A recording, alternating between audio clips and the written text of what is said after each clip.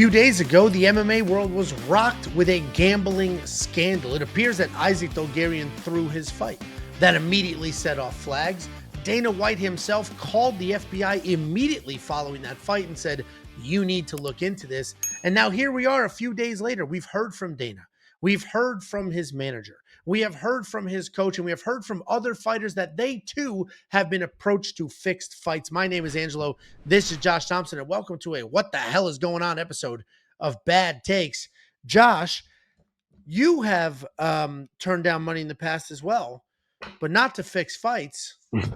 Actually, I don't know. I was gonna roast you on something there, and I don't even know where the hell I was gonna go. You don't know where you were going. I literally was like, let me just head down a path and I'll find where I'm going. I did not find where I was going. No, you were lost. Because I was like, all right, I'm not going to say he was accused of fixing fights because somebody might take that shit out of context. No, it will. And I was like, does he dance for money? And then I was like, all right, I'm too far gone on this now. So we got nowhere with it. For money. I would for you, buddy. There for you, we go. big dog, I'd definitely get down and dirty. Yeah. There it is. Ooh. So did you hear all the stuff this week? Did you see Dana's interview with TMZ? Did you see Mark Montoya, Isaac's coach, on Ariel Helwani? Did you see all that stuff? So I saw Dana White's interview on TMZ. I saw how basically like no one's safe. Like, and look, and as the president, CEO, whatever you want to call Dana, in his position, it really just comes down to that's a very smart move to say. Very smart. Like if you cheat or you try to throw a fight in our organization, I will take the law to the fullest extent on you to prosecute you. That's smart. I mean, look, we've got to try. If you're someone who owns a multi-billion-dollar company or is part of a multi-billion-dollar company, it's your job to keep it safe. And what I mean by safe is to make sure that it's never in question that the fights are legit. This is not the WWE. He's doing a great job and trying to stomp out the fire that's been lit, in the last week. There's nothing else that I can say, really. He is doing his job. He's doing the best he can. A couple well, I think he could have done a little more. I'll explain in a second. So a couple things came out of the Dana interview. That hearing from Dana was the best part, because hearing from Isaac Dolgarian's coach, that was really Mark Montoya, who you can tell was insanely sincere and seemingly has nothing to do with this. And this guy's just fighting for his life. He spent the last 20 years building a gym and building a reputation and coaching fighters and building something that feeds his family just for one greedy bastard to ruin it for him. So honestly, he was nicer than I would have been. If I was on Ariel's show, I would have torched that little dweeb. I would have torched him. I would have sailed him down the river. Like, this guy's a piece of shit. Everything we've done for him, everything his teammates have done for him, and he goes out that and he does this to us, I would have torched him. Mark Montoya was basically like, we had nothing to do with it. He is no longer part of this team. I mean, he's not necessarily guilty yet. They're still doing an investigation, but we have separated ourselves from him, blah, blah, blah. That's expected. And like I said, that guy's just trying to fight to keep his life going and assuming he had nothing to do with this. The Dana interview was very informative, right? We didn't get any information out of Mark. The Dana interview was very informative because Dana went on TMZ. He didn't do a press conference, didn't release a statement. He just went on TMZ. And on TMZ, he basically said that they were alerted. They pay a company to monitor gambling and betting odds to make sure there's not any suspicious activity.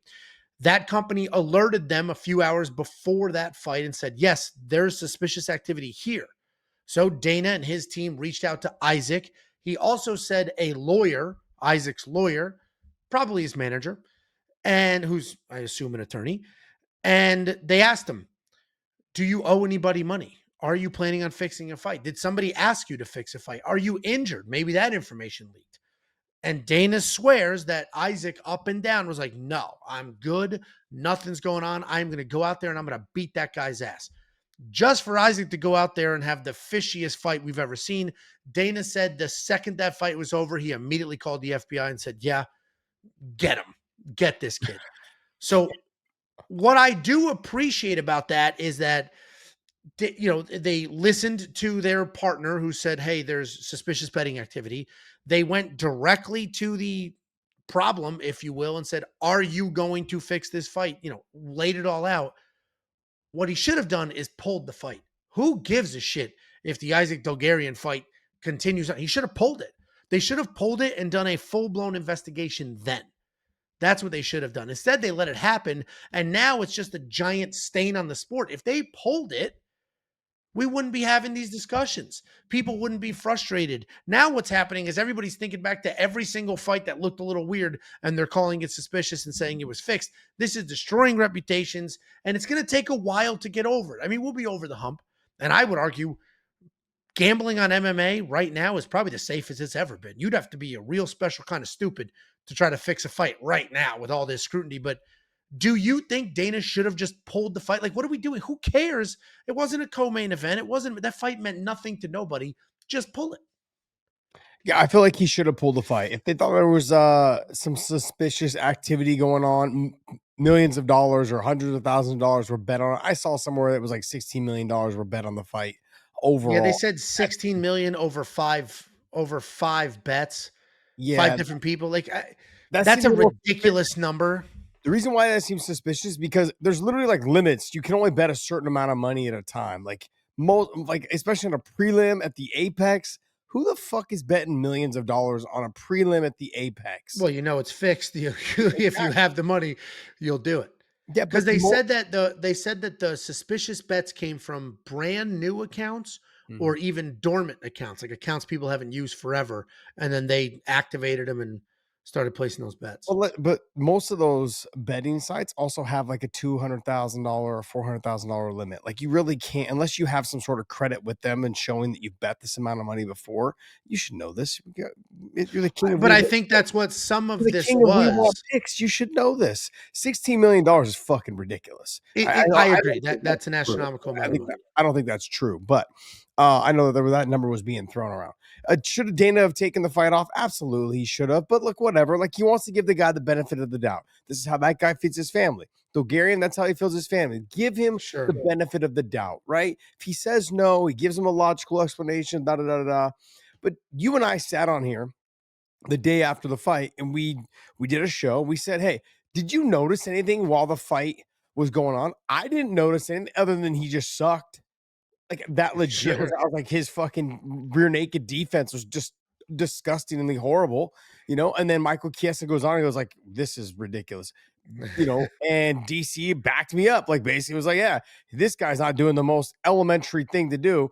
But also too, it could have been like first time really being in a lot of trouble and under the bright lights and being choked and basically kind of almost out and not really defending this choke properly. All of those things could have actually happened to a guy who's got one or two fights in the UFC. How many fights? I think about 3. I Okay, mean, are you about to say then you rewatched it and then it was obvious? Because no, it wasn't. It that's the wasn't camp obvious. I'm in. No. Rewatching it, So that's the thing is, look, hindsight's, I always say 50-50. You guys just know that I'm joking. Please, I'm joking. Hindsight's 50-50. It's an old joke that I had with Big John and on the show. Okay. I know hindsight's 2020, but hindsight to me is 50-50. Honestly, I didn't notice it even when I watched it the second time. I was like, look, he just sucks. I mean, like if once you see it, you can't unsee it. Right. Like that's the thing. You start noticing those little things like the takedown. I didn't notice it. that's You the said, takedown for me is the first time I watched it, it didn't seem ridiculous, yeah. right? But when I rewatched it, it's the takedown that did it for me. That's when I was like, dude, he's a Division One All-American. Maybe it's Division Mhm. Two. One of those. He had an unbelievable entry, wildly deep, all the way in the hips. There was no sprawl whatsoever. He just stopped moving forward. Yeah. And then came the sprawl. And it's like, that was bullshit. That was bullshit. Yeah, but at the Like moment, I just thought he lost position. I thought the guy actually put the hand on the head, kind of turned his in the back a moment, little bit, yes. or yeah, squeezed his legs out and was able to kind of get back to like defending the takedown.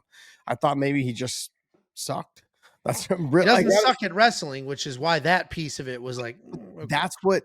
That's how you explain the weirdness of it. Like you're on the prelims. Like these guys are not supposed to be this good. Like you know what I mean? Like you're supposed to lose those positions. He's You're the good. shit. You're on the prelim. You say he's good, but he just fucking lost. Like that's the hard part. It was fixed. Okay, but you're What do saying you it's mean he fixed. lost? You're saying it was fixed, but it hasn't been prosecuted yet. Oh, Like you're the last. You and his mother are the last two people on this planet that doesn't think he fixed that fight. what happens if it comes back and he didn't fix the fight? And then we all go, whoops. You And we just whoopsies, move on. We just whoopsies. You Move on. you put a little space on the back page, right? Of "I'm sorry," like all the media sources do, right? Like, that's the thing. I'm not ready to prosecute him. That I do think it's 100% fishy, but when I was watching it, I was like, "The guy just sucks. He's not that good." Okay, maybe he froze in the moment. Maybe he got his back taken, just didn't know what to do. I don't know. There's a lot of guys that I know, look, that are fantastic fighters. Name them. Oh, I thought you were gonna say No, that suck. none, that are fantastic fighters, but you put them in certain positions and they're Oh, lost. They're like fish on their back. It's just they're ridiculous. Like they're just flopping around, have no idea what's going on the ground. Same thing on the feet. You get them in any type of clinch, right? Let me give you I'll name one. there we I'll go. name one. Okay. Guy trained to beat Frank Shamrock, Kung Lee. Javier Mendez and I trained him for that fight to beat Frank Shamrock. The one thing that I was concerned about when he fought Frank Shamrock, Kung Lee had the worst clinch defense. For being a straight up Sancho, like kickboxer, he had none. No clinch defense. Nothing. Worse than Rich Franklin against Anderson Silva won. The worst. And it never went away. He never tried to learn it. Never like nothing. Okay. And Kung was fantastic on the feet. Just horrible. And if I was somebody thinking like if you were gonna not get your face kneed off, but simply put, like a guy could be so good in one area, but not good in another. Like how are you so good in stand up, but you never learned how to like get out of a clinch? You understand what I'm I saying? Like I get where you're going, and a if we good wrestler hadn't can't finish a takedown when someone's pushing on his head. I don't know. I'm just throwing it out there. that's where I'm going. Like I get what you're saying. And I was giving him the benefit of the doubt early as well. And then you rewatch the fight and more comes out. And so now there's a whole bunch of stuff coming out. So all of it's speculation, right? Nothing's been proven. And honestly, we're probably not going to know anything for a few years because in that interview Dana did, he also went all the way back. He referenced the James Krause situation. That's from 2022. And that is still being investigated. They're still putting this all together, Billy. And that's not that uncommon, right? When they would put RICO cases against the mafia, it would take them 10 years to do that shit. So it's not absurd that we're 2, 3, 4, 5 years later still going to be talking about this, but it was Well, wildly fishy. And now it's casting a wider net because a few things happened. One, a bunch of fighters came out and they did it as like a virtue signal, but they all came out saying, I was offered a ton of money to throw fights, and I never did that. Vanessa Demopoulos said that. Vince Morales said, I was offered 70 grand to throw a fight. I didn't do that. Lando Venata said, I was offered money to throw a fight. I didn't do that. Couple of things, all three of them, including Isaac Dolgarian, including James Krause, including Derek Minner, are managed by the same company. And now it's like, well, wait a minute. Maybe Vanessa was approached and maybe she did say no because I'm not going to throw a fight. That's insane. Maybe Vince was approached and he said no. Maybe Lando was approached and he said no. Why is somebody specifically approaching all the Iridium fighters? Is that also a coincidence?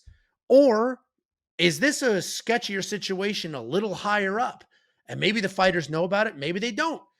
And now it's just creating this whole whirlpool of like chaotic MMA Twitter and Reddit. And I'm not going to run around and say Jason House is running a scam because that's an absurd thing to say. I don't know if I have no clue. People are just noticing trends and connecting dots that may or may not be there. And one of the trends is basically every single fighter that has been involved in a gambling scandal in the last couple of years or said that they've been approached is in some way, shape, or form managed by or related to Hmm. Iridium, the management team. And that might be insane. Now, Jason House might be fighting for his livelihood the same way Mark Montoya is, which is absurd because these greedy little bastards are putting you in a bad position. So you were nodding your head. I'm sure you heard people trying to connect those dots too. Oh yeah. Yeah. I'm not gonna say too much. I'm gonna leave it at that. But look, what it is if you were a manager, and I say I like Jason House, nice guy. He's got a good stable of fighters, great stable of fighters actually. Um, Bottom line is no matter what, in some way, somehow, you've gotta minimize the access. You gotta limit the access to your athletes because things like this can happen. Like all they like people that have money or that have this little, they'll find their way in. You let a mouse near your house and there's a crack in the wall, they'll find a way in. you know. And so, and I'm not saying any of these fighters took money. I'm not about to say that. Um, a lot of, I would say 98, 99% of the fighters, we've got too much pride. A lot of them have too much pride to take the money. Like they would rather win it legitly. Like we didn't spend all this time, you know, getting punched in the face to fucking to have a stain like this on us, you know. And I'm not saying that Bulgarian did it. I'm not saying that Minner did it. I'm not saying any of that. I'm just simply saying like a lot of fighters, yeah, they need the money. Yes, they want the money. But when it comes down to it, I don't really believe that a lot of them would do it. At least in my heart of hearts, I don't want to believe that they would do it. I'm with you. You I'm know, with you.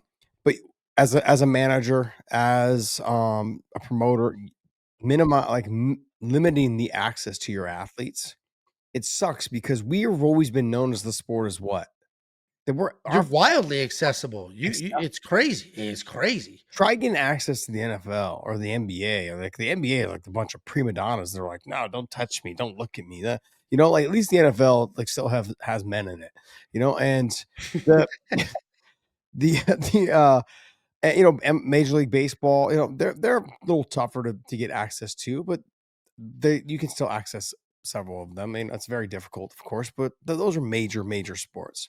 You know, UFC is becoming a major sport. You just as a manager and as a promoter, we have to limit the access, which sucks because you want the kids to have access. You want the hardcore, you know, the hardworking Americans to be able to come and have access to us because that's what makes our sport so great.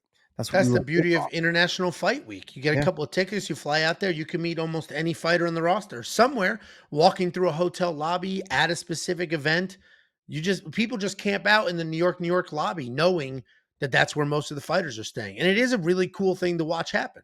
Especially you look up to these people, you watch them like it is very You accessible really just sport. doxed all those fighters. I was like, Everybody knows that. I didn't know they stayed at the New York. I don't think like the main event does, like, but No, most no. of the fighters on a not Apex card because yeah, no, not on an Apex card. Apex card, I think they stay elsewhere, but most of the fighters do stay at New York, New York. Oh, when it's at T-Mobile Yeah. It's right because there, it's attached, and yeah, it's they right there. must have some sort of deal or something like that.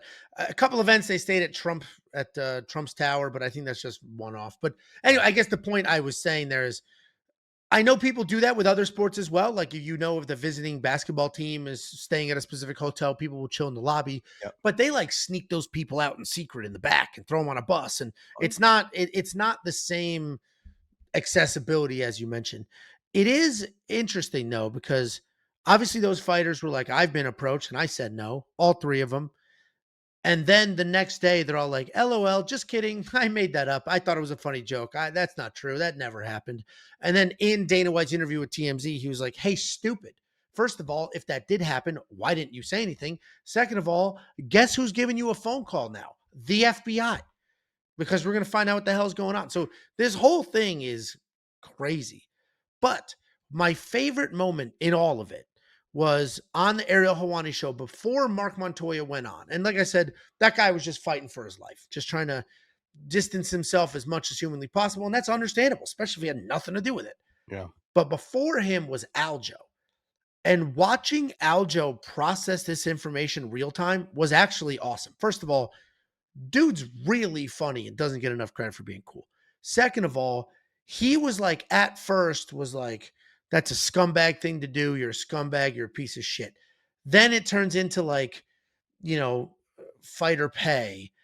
And he was like, yeah, I mean, the guy's probably on a 10-10 contract. He won his first. He got screwed in that other fight. So then he only made 10 grand. He hasn't fought in a year. So I get, you know, as a man, you got to do what you got to do to support your family. And sometimes that's not the best thing in the world. And he like literally was just processing that information, like people who go out and rob a bank to make sure their kids have shoes. And it was just crazy to see like that, those gears turning for him. And then the very next interview was Mark Montoya, Isaac's coach. And you know, Ariel is an actual journalist. So he does a great job interviewing people. He does a great job steering conversations, putting them where they need to be, asking the right questions. He's also a nudge, and he loves just throwing the UFC under the bus. He What's a couldn't, nudge? is that a Northeast term? I'm Nudge not is like a pain in the ass. Like, oh, what a okay. nudge that guy is. Nudge. That might be a Northeast term. I'm You're finding out more and more you're just half the making up uh, words as we go dude, here, buddy. I am finding out more and more that half the shit I say is just a Northeast thing. People around here are always like, "What?" I'm like, "You never heard that? Nudge. Bad You don't know what half the things skeeve you is? say are bad takes and nudges. Okay. Do you know what skeeve is? Like, dude, that skeeves me out." Eve, no. Yeah, this is all Takes me Northeast out. shit. Skeeve, it's like grosses me out. Like, no, I Uh, skeeve that. That's disgusting. Anyway, because he's a nudge, that guy couldn't wait uh, to basically ask Mark Montoya, do you think he did this because the UFC doesn't pay their fighters enough? And it was like, Mark Montoya did a good job of like, you could ask anybody on this planet, they don't think they make enough money. And even if you don't make enough money, it doesn't matter. It's about integrity, blah, blah, blah. So he deflected, and Dana, or not Dana, Ariel actually kind of had to back off the question a little bit because Mark was almost like insulted by that. But what's funny, I guess not funny at all.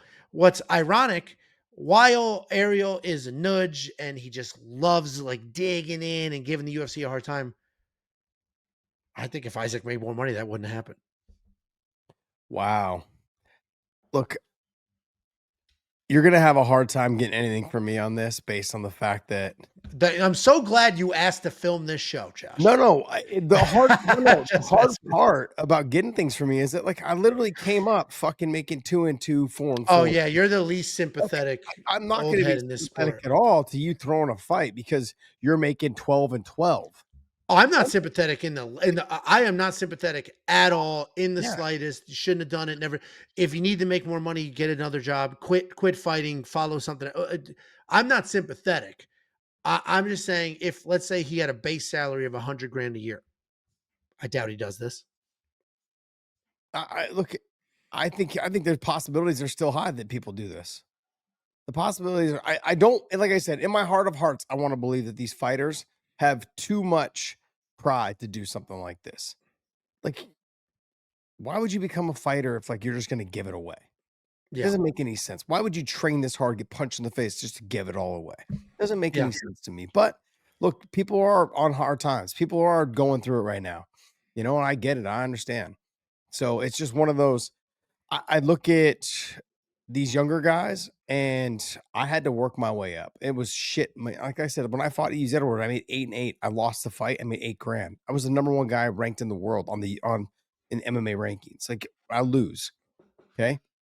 I made sounds eight like you were the thousand number dollars. 2 guy in the world. Yeah, yeah. At the time, obviously, but I literally end up. Good thing Eves was number 2 or 3. I was proud about that one. It Sorry, was my bad, my good bad. comeback. Good comeback. Um, but look, I only made 8 grand. I walked away with 8 grand. Yeah, I know we live in different times. I know all those things are. It's yeah, but 8 even in 1976 was not a lot. yeah, So it's not like it was yeah. Man, you're on fire tonight. You're on fire tonight. film at night. I love it. You've had all day to warm up. Man. I'm just been Just ready to go. Brain's just moving 1,000 miles a minute. It's just coming right out your mouth like like diarrhea. Unbelievable. Um, it's I think it's important to understand that like the fighters are they're not getting paid a lot of money, but they're still getting paid more than we did. And none of them, I can't imagine. I know some of them did it in pride, but the ones in the UFC, yeah. a lot of That them, was my yeah. one of my favorite comments was, guys, we lived through Pride, which is like, yeah, that shit was a fucking mess. The other thing I want to say about these fighters are saying that they got approached. Fighters get approached all the time, but this is how they do it. Is they do it in a casual conversation. Yeah. They do it in like, hey man, how about I give you 100 grand? You know, you lose this fight. I'll just throw some money down. And they laugh about it and joke about it. And then it's up to the fighter to be like, oh, you're funny, man. Yeah, fuck off. Like it really comes down to that. I mean, it happens all the time. I've heard people walk up to people and be like, hey man, hey, would you consider throwing the fight? Like, is it a joke? But I think they're waiting for that response from a Yeah, fighter. gauge it. Yeah, like, let me, it depends on what the money is. And then all of a sudden they reach out to them. Let me get your number. Let me see what, all those type of things. So it starts off in like this little casual conversation and like in a funny, joking way. It's just up to the fighters to be like, yeah, piss off, buddy, piss off. So like I said, I want to believe that no one's ever done it. and I like what Dana has done. He came out and said, "Look, we will prosecute you to the fullest. Absolutely, want to keep our sport clean. We want to make sure that it's 100% legit. We can't afford to have this thing going backwards. This would kill It's a like stain on everything, and eh, huge." it's not just the U I mean, the NBA is dealing with a massive gambling scandal right now. It's the second one. The NBA had rigged referee years ago. So, Mhm. like, it's not a unique, Yeah. issue to the UFC. It's not I mean, it happens in the stock market all the time. It But is happens the in NBA every industry gambling everywhere. is the NBA gambling on the games, or are they just doing poker tournaments? I thought They it was did just like both. okay, No, so got well, it. years ago, there was a referee that was in the pocket. Daughtry, something Yes. Daughtry or Gotry or whatever his name was, yeah. But what now the latest NBA scandal is twofold. They had a couple of players who were um they were telling them to bet the over or the under on how many points they would score, so Mhm. they would pull themselves out of games. So they'd Oh, be like, "Ah, my knee hurts. I got to sit the rest of this game." So the under would hit and everybody would cash their tickets. That's obviously a problem. You're rigging the game and it could be affecting the outcome. mhm. It's not as dramatic as rigging a fight because I don't know how many people are actually betting just the single players over in an NBA game, right? Mhm. But on a fist fight, you are betting what there's only two fighters. Yeah. You're betting one or the other. And then there's some individual outcomes. But the other part of the NBA scandal was they were using some of the famous players to lure like rich fans into playing high stakes poker games with them. And that was rigged too. They had like cameras and sensors and they knew what cards were going to be They dealt. had I saw this, they had X-ray vision, like, and they would mark on the back of the card, and it showed you what the card was, like a queen or an ace, and Yeah. you just had to wear these It was glasses. like wildly high tech what they were doing there. Yeah, that's insane. And the way they got some of that high tech equipment, so the mob was involved, and maybe the mob's involved in this. We'll find out. But the way they got the equipment is they had to rob it from somebody. The mob like held somebody up and robbed the rigged tables, which is That's just so crazy. funny to me. Yeah, and who are you going to call? The cops? Hey, these guys robbed me of my rigged poker table. So I mean, and that also is a defense for if fighters made more, they wouldn't do this. It's like, well, look how much they fucking make. Yeah, Yeah, exactly. like they're doing it, and look how much they make. So greed is greed, no Yeah. matter what you have or what you don't have. Yeah, because look at the people that were putting the money down, they got greedy, that's why they got caught. That's why this whole thing got thrown Yeah, out yeah. there. If you were Like, just oh, chill about it, if yeah. you were just chill, you would have bet $100,000 or $200,000, collected your however much, right? And just been happy with that. They wouldn't have gathered all this or garnered all this attention. Especially because the dude was a 2-to-1 underdog before the line went crazy. If you just laid out decent money on a 2-to-1 dog, you would have made a bunch of money back. You could have Mm, played this game for a little longer. No bells would have gone off. Instead, you chased the first round finish line, which was like plus 800, that's and wild. you put enormous amounts of money on it. Yeah. I didn't get it. If I'm somebody that's like looking at that going like, why? If I'm the fighter, Bulgarian, and I knew what was going on, I'm like, you idiots. Yeah, yeah. You guys Yeah, are this is morons. your fault, not mine. Yeah. Yeah. So, I mean, I hope there's nothing that traces him back, texts, emails, This guy's whatever done, it dude. is. Like you're definitely holding out, but he's done. I'm holding out, man. I really am. Like, innocent till proven guilty. Give the man I his, mean, that's fair, sure. that's fair. I mean, I think He that's the hasn't way. even he hasn't even been arrested of anything. Yeah. So, look, the investigation will go on. They'll move forward. Like you said, it's a stain on the UFC though. It's a stain on the sport. Not so much the UFC as much as the sport itself. Because this stuff goes on. This stuff. I mean, what do you think was going to happen? We started allowing gambling to be, through apps and I through mean, Pete option. Rose was doing this in what, the 70s? Yeah. The difference was Pete Rose was betting on himself to win. Mm. So, I mean, he wasn't Did he not bet throwing on game. himself? He didn't throw a game. He didn't bet. I thought he Pete was. Rose Pete Rose was betting. I think it was when he was a manager, not a player. I could be wrong, but he was betting on his team to win. He wasn't betting on them to lose. He wasn't throwing things. See, that should He be was betting legal. on them to win. I agree. It should be, especially that should be legal in MMA too. Yeah. Because then it's like, why can't I bet on myself to win? I can't Yeah. throw it. I'm trying to win. Hmm. But you could come up with you and your dance partner could have an agreement. Yeah. Hey, I put 100 grand on myself to win. I'll give you half. That's too many people involved. One, 2 people? Yeah, 2 2 is one That's too the many. minimum. 2 is one too many. Just go out there and win. That's it, buddy. Unless you No. wanna keep it deep down inside for yourself, yep, throw a bet down on yourself. I don't know how you would or whatever it would, but to lose, if you're gonna do that, but just keep it to yourself. It is, it is wild. It's unfortunate, it sucks. It's I assume not as widespread as, some clickbait accounts are gonna try to make it seem. Talking about there's that one guy that has actually been pretty accurate releasing some of this stuff and getting ahead of it. But if you look at his Twitter and the things he's announcing, it's like every fight, everywhere, everybody. It's a major. I don't think it's to that extreme because what the problem is, fist fights are still fist fights and anything can happen. So if you're looking at every single fist fight through the lens of this is fixed, then every single underdog win is immediately in your crosshairs. And then a lot of them, how many times have we seen somebody dominate and then get knocked out in the last second or see somebody look at Bo Nickel and RDR, where he just jumped guillotine like an asshole. He didn't even lose the fight for jumping guillotine, but when he did, you're like, what the hell was that for? Yeah. And then in the next That's a round, little suspicious.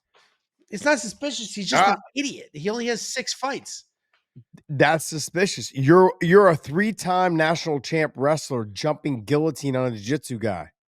It was in a scramble. He thought he had it. Suspicious. He's If stupid and let cocky. me let me ask you this: if the betting lines had changed and it came up, you'd be like, "What? It all makes sense, right?" But he didn't Hindsight's lose in that 50/50. exchange. He didn't lose in that exchange. If he lost in the exchange, sure. Because everybody's like, SD Dumas threw it too. That guy couldn't wait to submit. He was like waiting to tap out. He was right. It's like, no, SD sucks. Like that dude just sucks. And he was just there for a paycheck. He wasn't there to actually try to win that fight. He doesn't care. As soon as he walked in the cage, he knew he was getting half his money. That's all he was there for. So yeah, that dude had no problem looking for an easy way out. That guy sucks. You're wild, man. I think it's hilarious. I think, but I guess let's wrap this up. But where do you go from here? Where does the UFC go from here to ease people's minds and as fighters? I mean, like, what do you think? What do you think is going through a lot of fighters' minds right now? If you have nothing to do with this, I don't think anything's going through your mind, right? What I didn't do shit. What do I care? Because it's not like it's it literally doesn't affect you in the slightest if you have nothing to do with any of this. Hmm. Because why would it? That's like if another fighter did steroids. I don't give. Mhm. I didn't do steroids. What do I give a shit? So I do think though it is kind of fuzzy. Like in 2022 when the Derek Minner stuff happened and the James Krause stuff happened, the UFC did like some code of ethics. Nobody has been penalized for breaking that code of ethics. It was like you can't gamble, your friends can't gamble, you're like whatever, right? Typical stuff. But they didn't. I have not heard of a single firing, a single fine, or single anything. Meanwhile, half the fighters on the roster, if not more, have different sports book sponsors. And while I understand who cares, Garrett Armfield's a good example. That dude, Garrett Armfield's a bottom tier fighter in that division. He has a Rain Bets sponsorship and he's tweeting Rain Bet tickets all the time. They're not his tickets. He said, I'm not gambling. These are not my tickets. This is a promotion. They send me a ticket. I tweet it. You see it. We talk about it. That's the I didn't place this bet. But that's still a little like, is that not a gray area? Like you're still too closely aligned with betting on your sport. Look, we've already lost our sponsors. Like they've taken the sponsors and they didn't replace it with anything. Let's not pretend Yeah. like they did.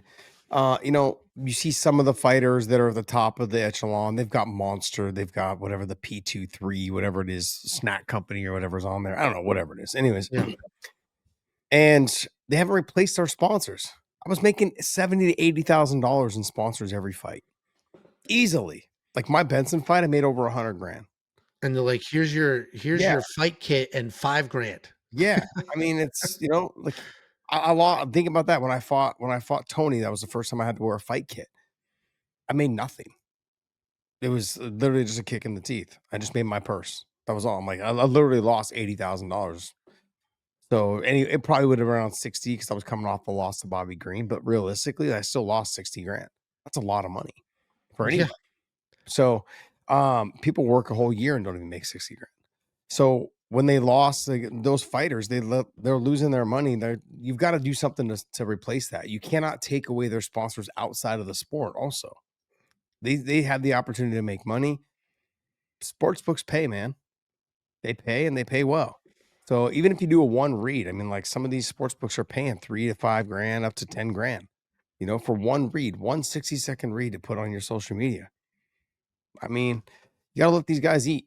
They've got to eat somehow. If you're not going to let them eat, outside of the sport because it's gambling, then feed them. Feed them some extra Yeah. cash. Give them a bonus. Give them something like cook in more bonuses, more options for bonuses. Do something like send them off. Honestly, I really wish because then they still work for it. Send a lot of these fighters to more locations to do appearances, whether it's at your local juvenile Oh yeah. hall, whatever, if it's at your local schools, juvenile halls, whatever they can influence the youth, send them off. And then I'll pay you 3 grand. That's a lot. I know it's not a lot, but it's enough for them. It's enough to make them feel like you care about them. There's ways to everyone keeps thinking that we need to do above and beyond. No, no, no. Let's go ahead and have our athletes influence the youth. You start doing that and you start paying them to do that, and you're now garnering new fans. Those people now they've got an opportunity to meet the new fighters that are coming up, and now they're fans of that fighter. And now it's more important to watch them fight.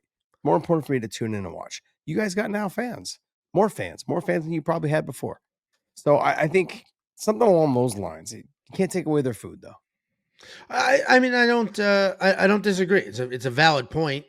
Like, Garrett Armfield definitely is a good example because he's not making a lot of money Yeah. and he has a sponsorship. He's not violating the rules. What the hell's the problem? So I think if the rules are you can't be gambling, you can't be betting on fights, you can't bet on your teammates or yourself, just no betting on fights whatsoever for you, your relatives, your coaches, etc.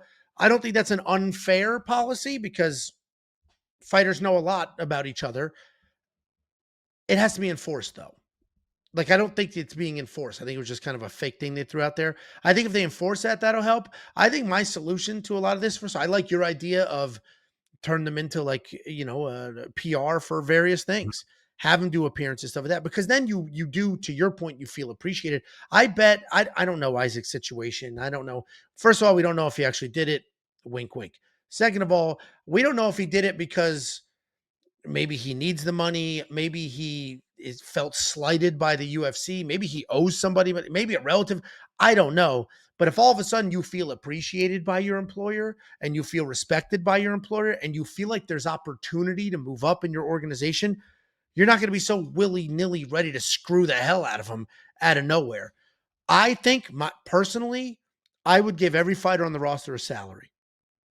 You still give them a win bonus. You still give them a show. I would give them a base salary that's enough to like not have to work two jobs, eat clean, like train, get your body right, handle medical stuff. Bryce Mitchell, who is a ranked fighter, needed some sort of surgery and realized he has no insurance whatsoever because he reached out to the UFC and the UFC said, "You're not booked for a fight. And if you're not booked for a fight, we don't cover your bills." This is Right. a highly ranked fighter. So apparently, the way the UFC insurance works now is, and this is according to Sean Strickland and Bryce Mitchell, Mm. that they don't cover injuries or issues if you are not booked for a fight. So if you don't have a signed contract for your next opponent, it's not covered. Oh man, they went backwards. That's this according to Bryce and Sean. I don't see the documentation, but they both said it. So it'd be crazy for both of them to be wrong and lying. They went backwards. I got injured during in between camps training, helping some of the fighters that were fighting in the UFC, helping them get ready. It was training. It was training, and like it was a training injury. I was still training. I was under contract with the UFC, and they covered it. I had to pay the $1,500 deductible. But Yeah. you're not going to use it for anything else but a major Yeah. surgery or It's not for the injury. flu shot. Yeah. Yeah, yeah, exactly. I'm not going in there going, "Hey, I have stuffy nose." Like, let me get this. You're not doing that. That sucks. That sucks because You're always training and you're always in the UFC. If you're under contract with them, you're still getting ready to fight in the UFC. That's the plan. Like if I get injured while training, I'm under contract by you to fight in your organization. I should have Well, insurance. and sometimes you want a fight and can't get one for things Yeah. outside of your control. So that's I listen. I and again, I'm basing that off of tweets from those two. So maybe they're both idiots. Which honestly, there's a valid argument to be made for that. But where I was going with this is, I do think if it was a little more stable and there was a little more opportunity, and not just the opportunity like here's a fight, do something with it, right? Mhm. Opportunity to make a couple of bucks because there's plenty of fighters on that roster who do have an inspiring story, but they'll never amount to any sort of title shot or a title reign as a fighter. But they're still good people that can do a great job promoting a brand or do a great job talking to kids or something.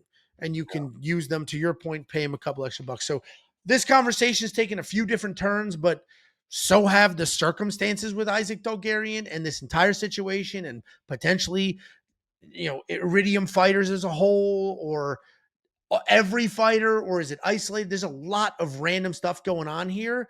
And I do think the UFC should zoom out.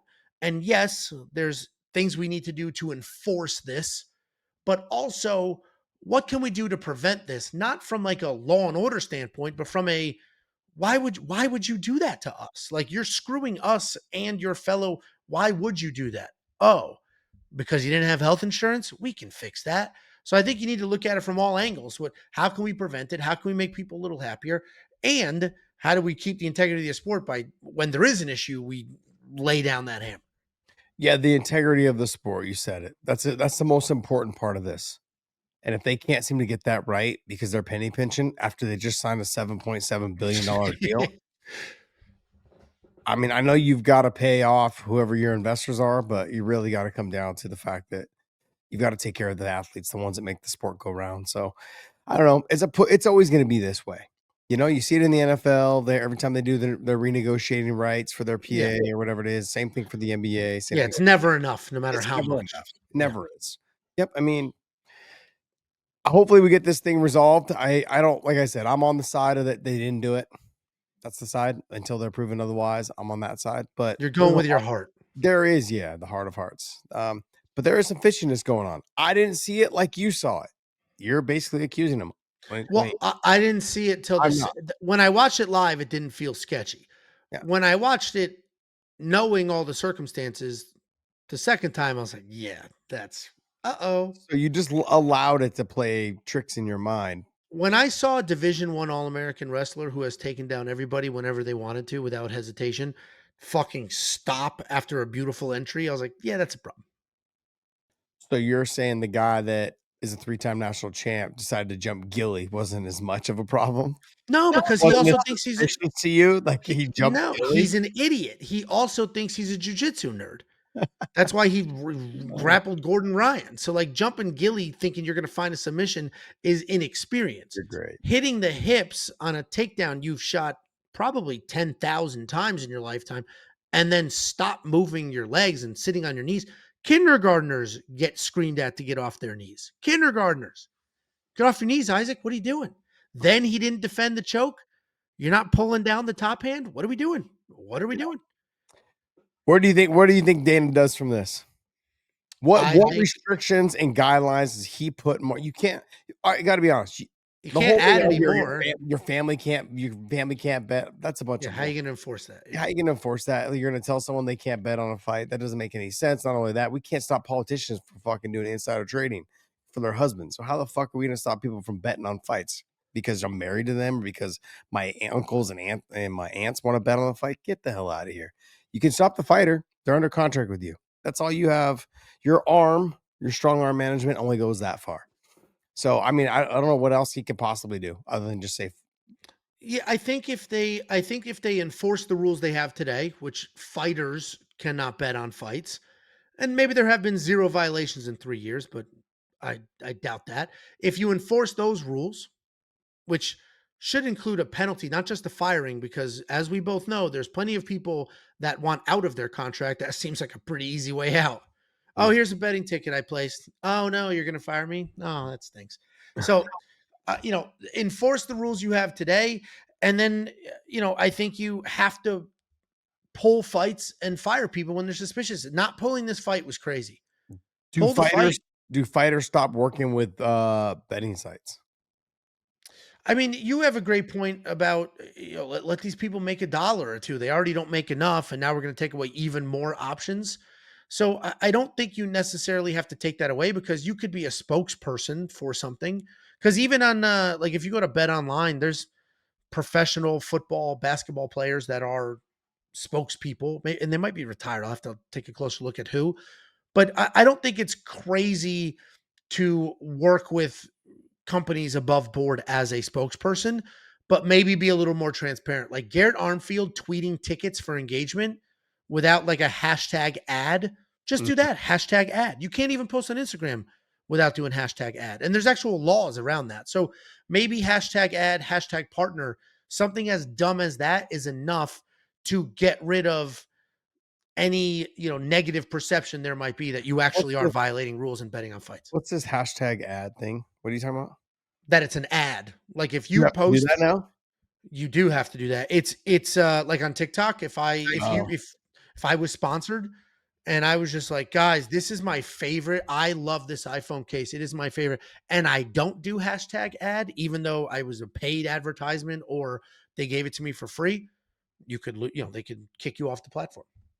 really?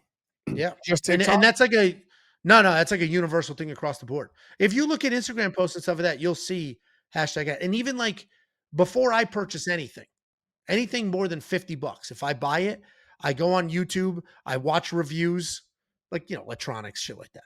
I'll Yeah. watch reviews, and you'll notice the first thing they say is like either this was given to me, but they don't have to approve anything I say, or my partner so and so, or this was not given to me. They are not my partner. I bought this with my own money. So you do have to do disclaimers. Hmm, interesting. And I think that would help. I think like people like Garrett Armfield, who now are getting a ton of shit this week, if he just had hashtag ad on everything or partner or something, then it's like, guys, these are not my tickets. I've been Yeah, saying that these are ads. interesting. I guess more stuff's going to unfold here as we get closer to the investigation. As more time goes on, and we're going to see. It's been 2 years since the James Cross situation. So Yeah, he said this is what Dana said. This is kind of all we're going to be bundled into one. I think. They're he going to find did, out. which is crazy that one's still going. Well, like you said, they have something in common. Yeah, So maybe that's what there. it's Yeah. all leading up to. You never know. We're going to find out more as it goes on. Make sure you guys hit that like and subscribe button and give us your comments down below. Let us know what you think. We're out. Yeah, and guys, this isn't we want picks or weighing in. Half the comments are they think it's your channel or mine. They don't realize this is its own channel. So subscribe here. This is a different thing. Subscribe here so you get these videos directly. We appreciate you. Thanks for being here.